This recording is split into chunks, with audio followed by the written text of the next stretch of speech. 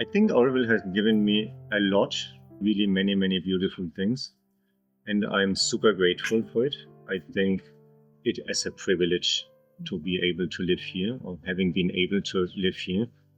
So what specifically it has given to me is, first of all, it saved me from a really, really deep life crisis. That's when I came to Auroville. It was a deep life crisis, something like what a doctor called like depression and burnout, but it was so strong that I had to leave my family. I couldn't do my job anymore, so I was very sick, and almost overnight I had lost basically almost everything what would give me hold in my life. Yeah, and I came here to heal. I loved the place, and after very short moments I saw that I would also not only love the place, but also agree very much with the purpose of the place, with the idea of the place. And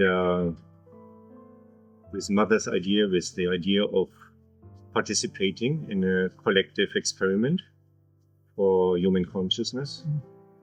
And over the years then, I think I had really a lot of possibility to grow as a human being, as a spiritual being. And this is what I see as the biggest gift. Auroville is not always easy to live. It's a beautiful place. But if you want to grow, it's surely one of the best places on earth. And here you meet, or I have met, and I would say at least when you have this wish of growth, it's almost sure that you will meet the situations, but also the people which will or who will help you with the growth. So it has given me 1,000 things, and from all aspects of human life. Amazing. Yeah.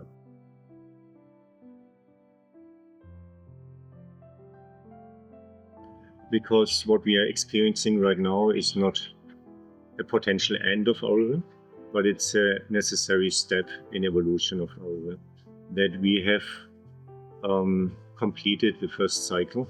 We were in some way stuck with the first cycle. We could not evolve anymore in the right way. And all this dissolution, destruction, all the problems which we see now is a typical sign of a society in crisis, in dissolution, for which later the next step of evolution can happen. That means whenever it happens, we will rise above that what we were before. That's what typical evolution is. You see this everywhere in the societies all over history, that the societies go through evolutionary steps. There's growth, there's stagnation, there's destruction, there's rebirth, and there's flourishing again. And Auroville will have 100% the same destiny. How it will look like, I don't know. But there needs no hope because it's a security. It's a 100% secure fact. When it happens, I don't know. But it will.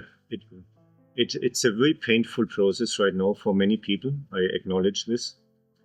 Also for me, but for me perhaps less than what I see sometimes with other people. It doesn't mean that it's not right to feel the pain, perhaps sometimes to be angry. But one has to be this awareness that it is temporary, and that out of the ashes we have now to create the next Auroville. Not forgetting all the good things which had happened before, which definitely were there.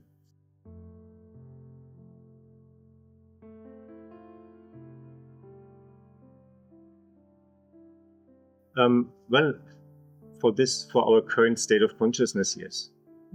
No, ideally, of course, in future we can evolve without destruction, without death, as a human being, as a society. But with our current state of being, it's needed still, unfortunately. In future, hopefully, societies don't need this terrible destruction anymore for growth, for unlimited growth.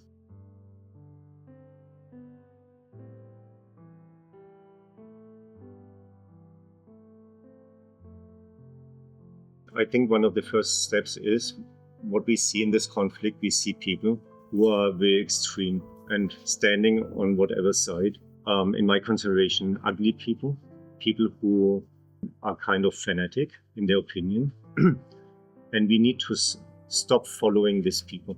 The people of common sense, whatever political opinion they have in this conflict, they need to stop following the extremists, those people who create separation, those people who lie, those people who manipulate. And we have to get together as the majority, which is somewhere in the center, and find a way without extremism to acknowledge that we are brothers and sisters and to find a way out of this situation. So don't follow the extremists. Don't follow the people who are separating the community.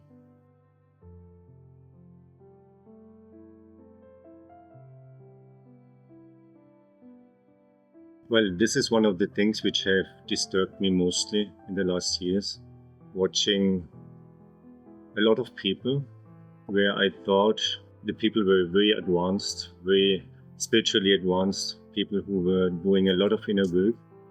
It was quite painful to see how much the people felt as a victim of the current situation. For me, one of the first things I think I learned about spirituality, about following a spiritual path is there is not something like being a victim.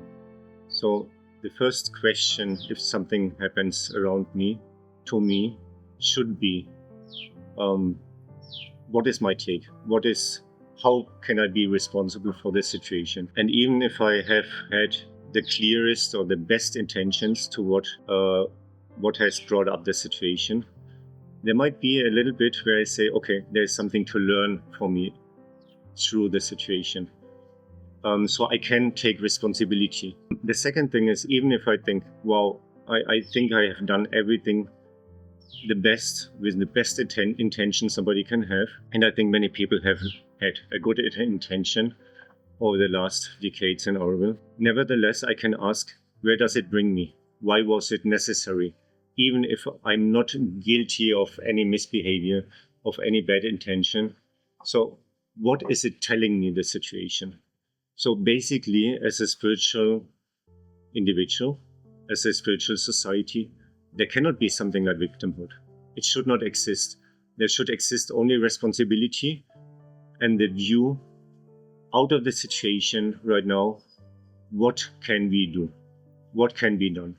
This is, for me, essential also for the other question before.